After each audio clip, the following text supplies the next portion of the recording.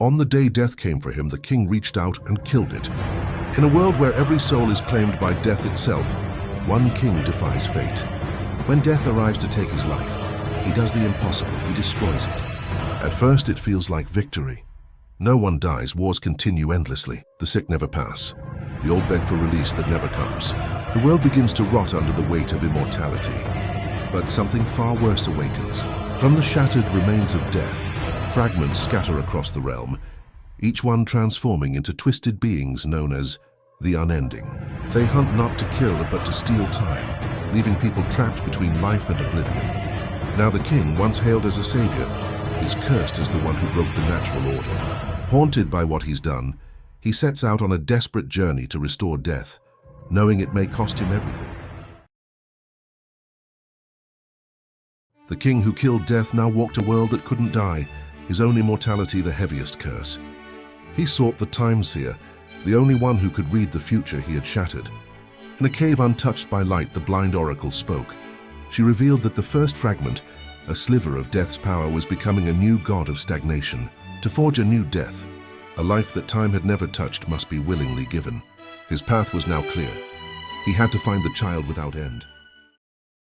Guided by the seer's prophecy, the king sought the one life untouched by time. He found the child without end in a secret garden, an oasis of life in a world of decay. "I know why you're here," the child said, their voice ageless. "I was born the moment you shattered death. Time has no claim on me." The child agreed to the sacrifice, but revealed the final terrible cost. Forging a new death from their life would rewrite reality. The king's deed would be undone, and with it his very existence. He wouldn't die. He would be erased, a forgotten ghost in a world he saved by ceasing to have ever been. He looked at the child, then at the dying world he had created, and nodded. He had no final words, no prayer. He simply let go. As the child raised their hands, the king began to fade, not like dust, but like a half-remembered dream.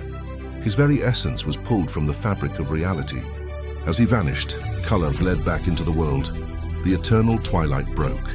In the first true dawn, a new silent figure stood, cloaked in shadow and starlight. Death had returned, and the king was never. The seasons turned, and the world, unburdened by forever, learned to bloom and wither in its proper time. Decades flowed like a river, and I, the child who had bartered with eternity, walked the banks of that river, learning the names of the flowers and the faces of the people who lived and died beside it. They were beautiful in their brevity. The king was gone utterly, erased from every book, every stone, every memory but mine.